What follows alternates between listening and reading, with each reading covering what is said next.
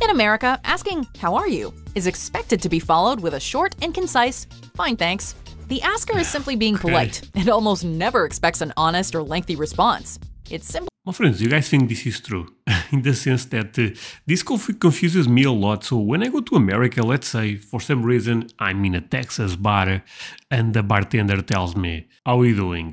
I should not start a conversation in the spot. "I'm doing well, my friend. Thank you so much." "How are you doing? Are you from Texas?" That is going too far. Today I'll be reacting to Top 10 Things Europeans Find Strange About America. My friends, I guess I can fact check those, but before I go into that, let me ask you for one thing. If you can leave a like, thank you so much. It's the best way to show support. If you can subscribe, well, in that case, forget about it. You make my day. Have that in consideration. Now, link for the original video in my description. I love this type of videos. Play it. Cultural differences galore. Oh Welcome boy. to WatchMojo.com, and today we're counting down our picks for the top 10 things Europeans find strange about America. Before we begin, we publish new content every day, so be sure to subscribe to our channel and ring the bell to get notified about our latest videos. For this list, we're looking at things that are prevalent in America, but that are done differently in Europe. Of course, Europe is a large place, and we understand that not all of the customs, practices, or habits we're listing will feel odd to all Europeans in all regions. Makes sense. Number 10. How are you?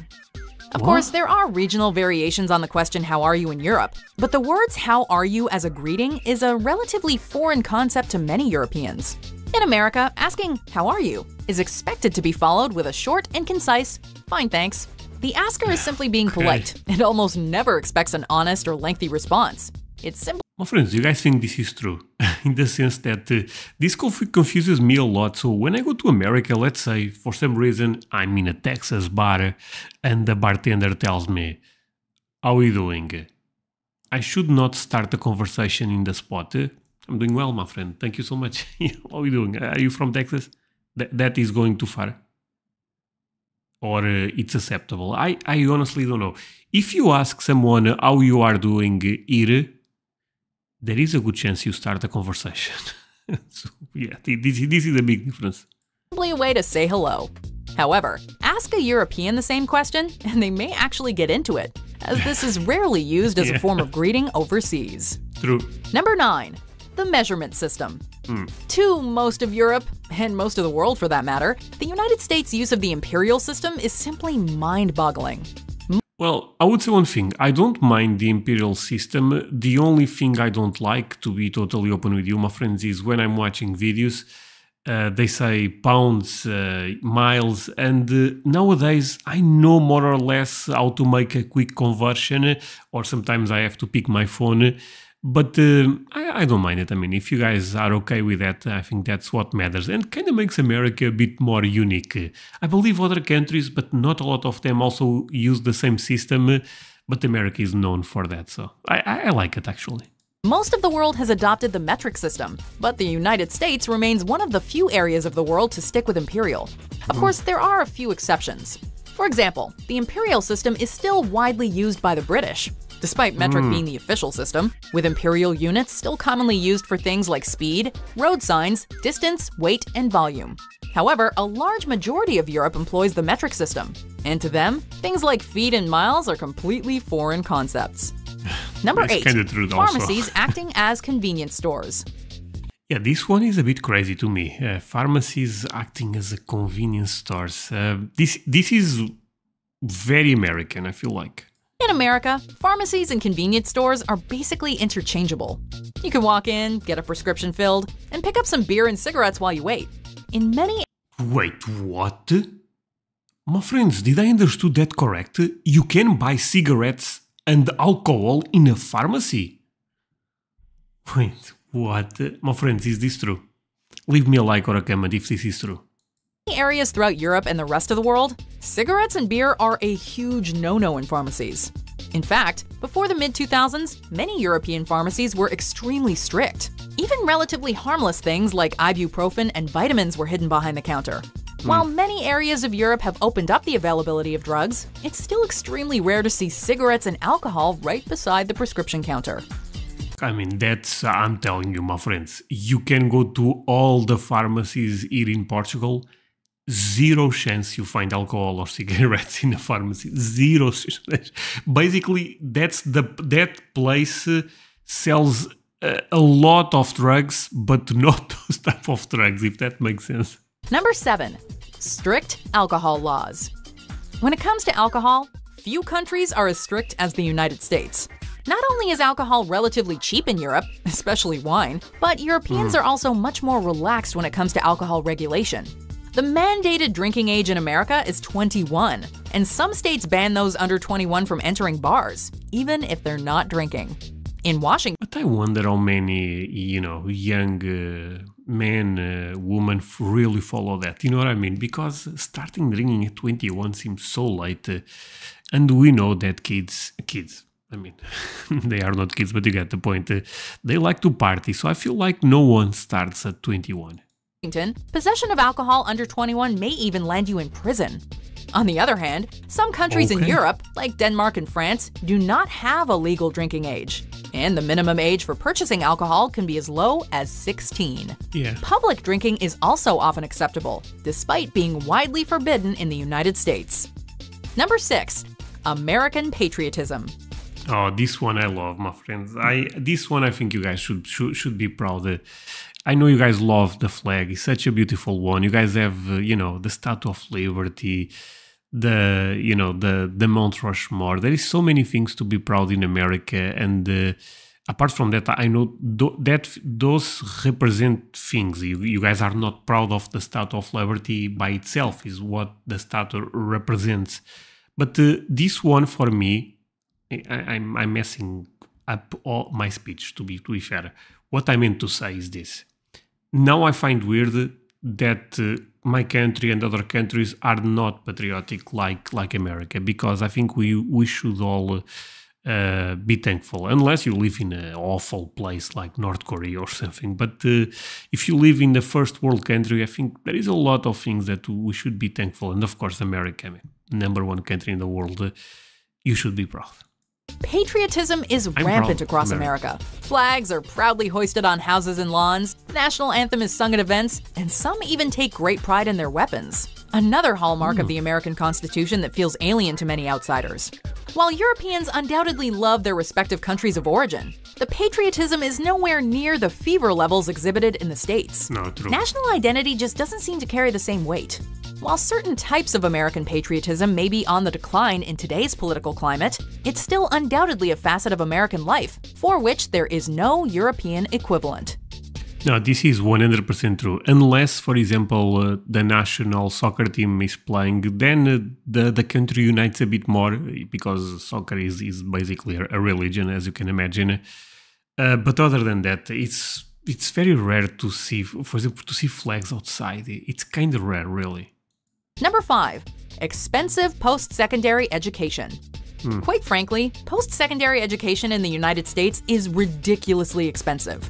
According to College Board, tuition ranges between a modest $3,500 a year for a public 2-year college to $25,000 for a 4-year out-of-state to nearly $35,000 for a private nonprofit, not including room and board.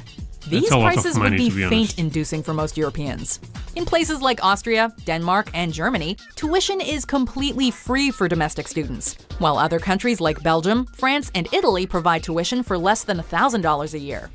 Yeah, it's the same thing here. It's basically free. And before someone puts in the comments and it's not free, you pay a lot of taxes. That's true. But this is a big difference, to be fair. I don't know how I feel about this, to be honest.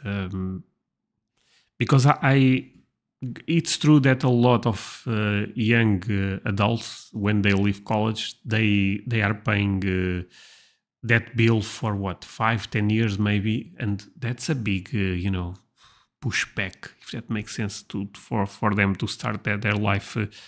But America overall does great, so things are working. I have mixed feelings on this one, my friends.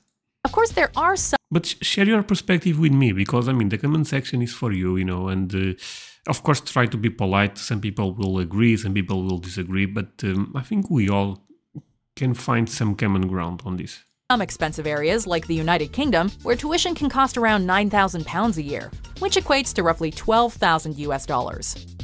Number 4. The healthcare system. Damn, this video is actually touching all the political points, I feel like. Okay, the healthcare system, I guess because it's not free, right? This is a potentially controversial difference, but a difference nonetheless. Universal healthcare varies between European nations, with some being publicly sponsored and others publicly provided, but the fact remains that practically all of Europe is covered under the umbrella of universal healthcare. Countries like Austria, France, Italy, and the Netherlands, among many others, are covered under universal healthcare. America Portugal does not same. have such a system in place, with some even calling the idea of universal healthcare socialized medicine. Coverage has increased under the Affordable Care Act, and as of 2017, 92% of Americans had some form of health insurance. But Okay, so I actually have a really interesting stat for you, my friend. So I like to have, again, I'm going to put free healthcare here, not going to lie. Specific with my kid since he's so young, and we have been to the doctor a couple of times. So I really like that. I cannot pretend that I don't. But I believe the stat is around 40% of people in Portugal have some type of insurance right now. So, André, why if everything is free? Because you have to wait so many hours if you go to the hospital. The last time I went, this may shock you, my friends. I ended up fainting away. This was probably 2 years ago or something. I'm not sure. And I had to wait more than 24 hours. I did not wait actually. I was like there for 18 hours and I ended up quitting. So what I'm trying to say is, there is a lot of great things, but of course, if it's free, more people go there, if you know what I mean. only time will But again, sensitive topic, what I know. tell what the future holds for healthcare in America. Number 3. Such little vacation time. Vacation time is certainly a touchy and controversial subject in America. Many Americans do get paid vacation, but the allotted time is relatively limited, usually 2 or 3 weeks, and annual paid leave is not a right that many Americans enjoy.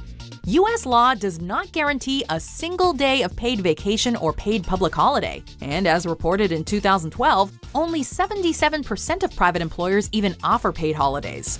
Countries in the European Union must provide their workers at least 4 weeks of paid vacation every year. Yeah. Some countries, including France, Luxembourg, Sweden, and Austria, can allow up to 7 weeks or more vacation when including paid public holidays. Number 2. Okay, that's oh my god, this video is really, really crazy, right, my friends? But again, I suspect a lot of people will comment on this one.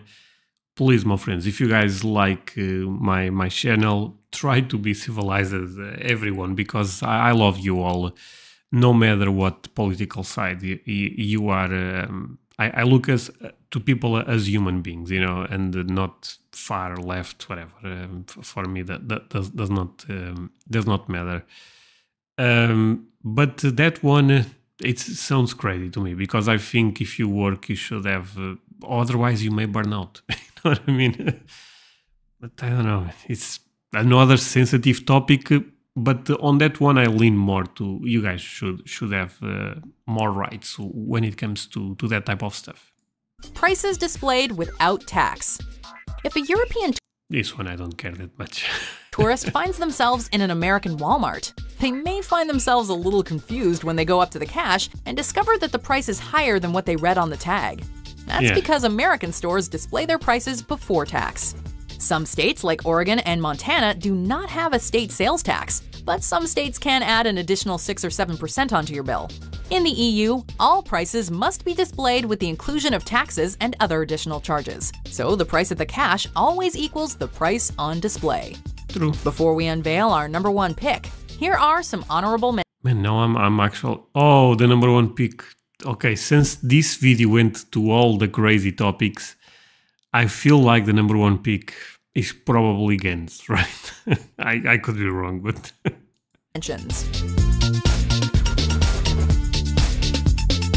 let's see it. The camera is going crazy, sorry. Okay, I mean, shower, whatever. Number 1. Tipping. Okay, another controversial one, but I thought it was about... But guns made no sense, because some countries in Europe you can have guns, right? So tipping, yeah, this is... but honestly, this is not even a sensitive topic to me, because I thought when we are talking about the healthcare system, vacation time, education, those are really, really sensitive topics for a lot of people. This one, I mean, it's the culture, so... If I go to America, my friends, I will tip 20%, because you guys told me 20%, André, is the minimum, okay? Out at a restaurant is It's a lot of money to me, by the way, but okay. I respect Americans, so... an extremely different beast in Europe than it is in America. Not only are the portion sizes much smaller, but also the servers aren't constantly checking in on you. Yeah, that's a great And you're point. not expected to leave a tip. The portions are so big, I mean, just throw a couple of bucks extra. However, if you feel like your service was simply magnificent and worthy of a little something extra, a tip of 5% is more than sufficient. However, American servers often rely on tips to make a living, and leaving a tip as high as 15 or 20% is generally expected. Not tipping your waiter is seen as a highly offensive gesture. We've all Oh, 15% is also okay? seen Reservoir Dogs. Do you agree with our picks? Check out Okay. these other great clips from Watch Mojo, and be sure to subscribe and ring the bell to be notified about our latest videos. Thank you, my friends on Watch Mojo. My friends, thank you so much for watching this with me. Really means a lot you guys end up staying until the end. If you could leave a like, it would mean a lot to me. And yeah, I mean, this was a crazy video, I feel like, because I end up touching a lot of topics. Come on, we are here just relaxing, right? So I think it's fine. There is a couple of ones that I don't find weird and I love. For example, the American patriotism, I love it, you know. Yeah, there is a lot of them that they are not relevant. But in the middle of the video, things started going crazy. But yeah, thank you so much for watching this with me, my friends. See you guys in the next time. Bye.